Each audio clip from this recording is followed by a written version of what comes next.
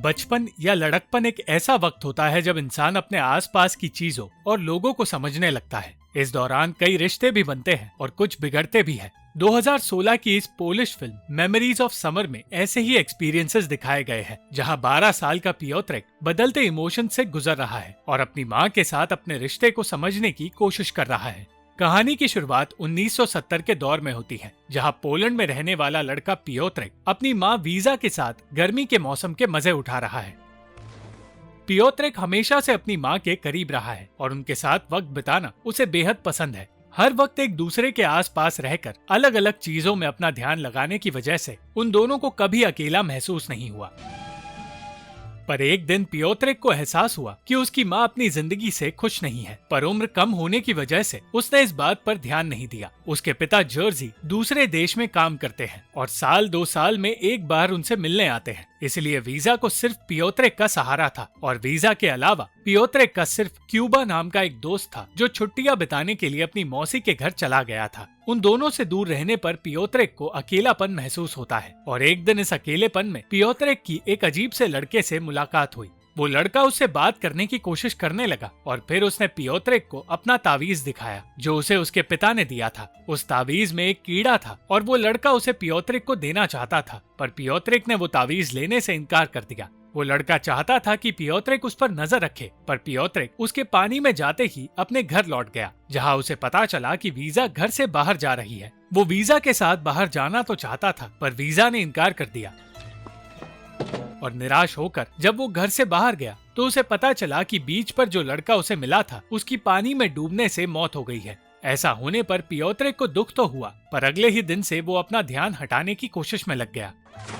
वो स्कोरन नाम के एक लड़के और उसके दोस्तों के साथ वक्त बिताने लगा जो उम्र में पियोत्रेक से बड़े थे। उसका अकेलापन दिन पे दिन बढ़ता जा रहा था क्योंकि वीजा का ध्यान अब उससे हटने लगा। वीजा एक रात अचानक घर से बाहर जाने लगी। उसका कहना था कि वो काम के सिलसिले में बाहर जा रही है, पर उसके जाने से पियोत्रेक निराश हो गया।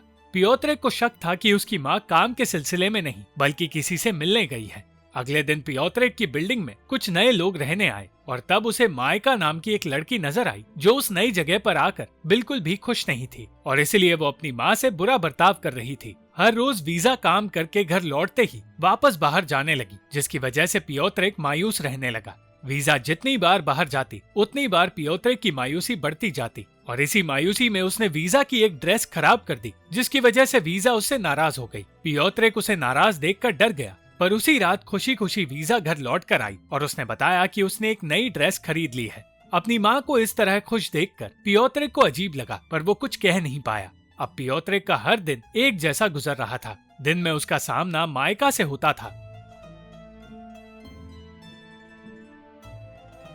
पर उन दोनों की कभी कोई बात नहीं हुई और रात में उसकी माँ घर से बाहर जाया करती थी, जिसके बाद वो फिर से अपने घर में अकेले वक्त बिताया करता था। पर एक रात उसने वीजा का पीछा करने का फैसला किया और पीछा करने पर उसे पता चला कि वीजा अपने इलाके से बाहर जाया करती है। वो ज्यादा दूर तक अपनी माँ का पीछा नहीं कर पाया और उसके सामने एक छोटा हिरन का बच्चा आ गया जो पियोत्रेक की ही तरह अपनी माँ को ढूंढ रहा था, पर उस बच्चे और पियोत्रेक दोनों ने ही अपनी माँ को खो दिया। कुछ दिन बाद मायका ने पियोत्रेक से बात की और उन दोनों की दोस्ती होने की वजह से पियोत्रेक पहले से बेहतर महसूस करने लगा। मायका ने बताया कि उसे अपने माता पिता की वजह से यहाँ आना पड़ा। उन दोनों के तलाक के बाद मायका को अपने पुराने घर को छोड़ना पड़ गया। मायका भी पियोत्रेक की तरह अकेलेपन और एंजाइटी से गुजर रही थी, इसलिए उसे समझने में पियोत्रेक को ज्यादा वक्त नहीं लगा।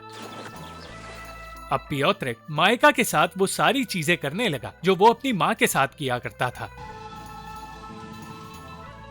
अचानक एक दिन उसके घर एक अनजान औरत आई जो वीजा से मिलना चाहती थी। वो औरत बेहद परेशान थी और वीजा का इंतजार करने के लिए उसी घर में रुक गई। घंटों तक इंतजार करते हुए वो रोती रही और वीजा के लौटने से पहले ही रोते हुए वो वहाँ से चली गई। पियोत्रेक अपने पिता की छुट्टियों का इंतजार कर रहा था ताकि वो घर लौट कर आ सके, पर उसे पता चला कि काम की वजह से वो छुट्टी नहीं ले पाए और उन्हें घर लौटने में एक और साल लग जाएगा। पियोत्रेक अपने पिता को ये बताने ही वाला था कि हर रात वीजा घर से बाहर जाती है, पर तभी वीजा ने फोन छीन लिया और अपने पति से ये बात छुपाकर कहने लगी कि पियोत्रेक सिर्फ इसलिए निराश है क्योंकि उसे अपने पिता के कॉल का इंतजार 1 महीने तक करना पड़ता है। वो पियोत्रेक से नाराज होकर उससे बुरा बर्ताव करने लगी और कहने लगी कि उसे अपने पिता से ये कहना चाहिए कि इस घर में सब कुछ ठीक है, ताकि दूर किसी और देश में वो अपने परिवार के बारे में सोचकर परेशान ना हो। बातों बातों में वीजा और पियोत्रिक के बीच दूरी बढ़ने लगी, पर पियोत्रिक ने वादा किया कि वो इस बारे में कभी अपने पिता को नहीं बताएगा।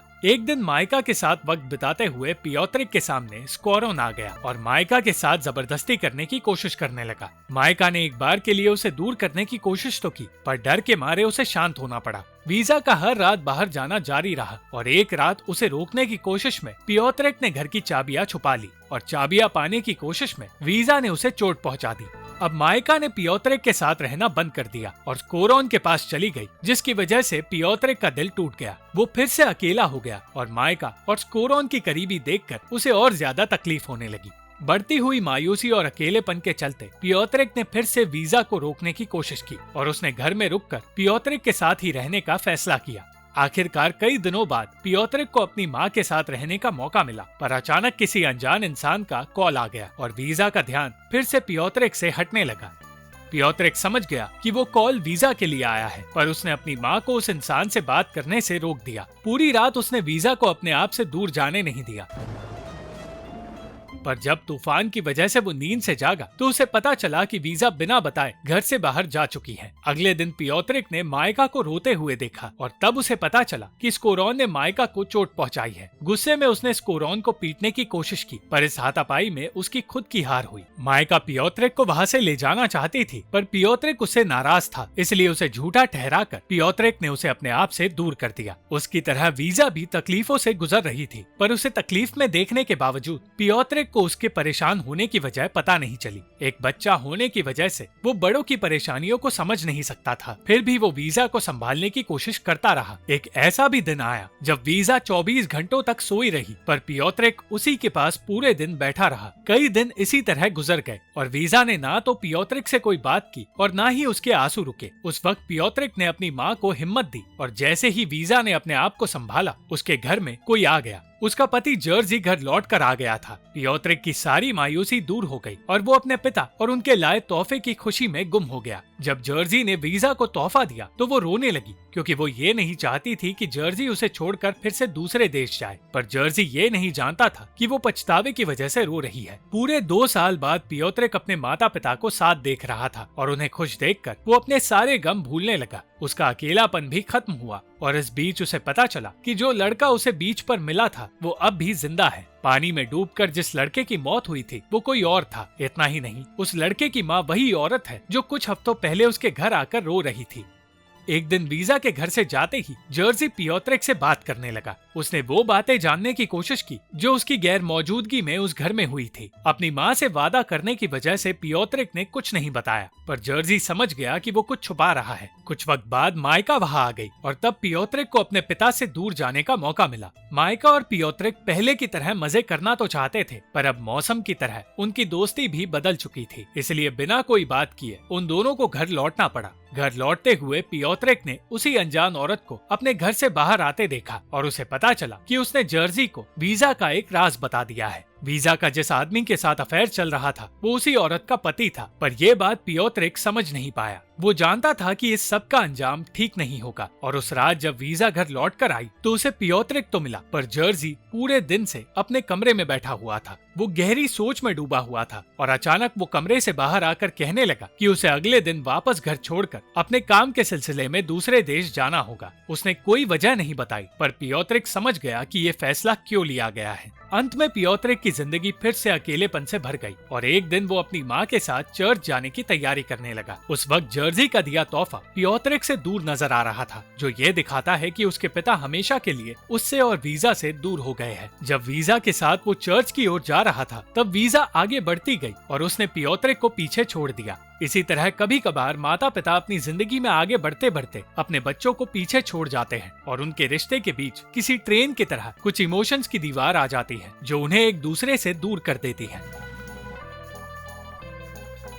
एक बार के लिए वीजा को लगा कि पियोत्रिक ट्रेन के आगे आ गया है, पर पियोत्रिक को जिंदा देखकर उसे राहत मिली। अपने सामने इस दीवार को देखकर वीजा को एहसास हुआ कि पियोत्रिक चाहे जिंदा बच गया हो, पर डिप्रेशन की वजह से वो अंदर से खत्म होने लगा है। उस वक्त वीजा को समझ आया कि वो अपनी इस जिंदगी से बाहर निकलने की कोशिश में इतनी खो गई थी कि उसने अपने बच्चे पर ध्यान तक नहीं दिया, और उसी की वजह से आज पियोत्रिक इस सब से गुजर रहा है।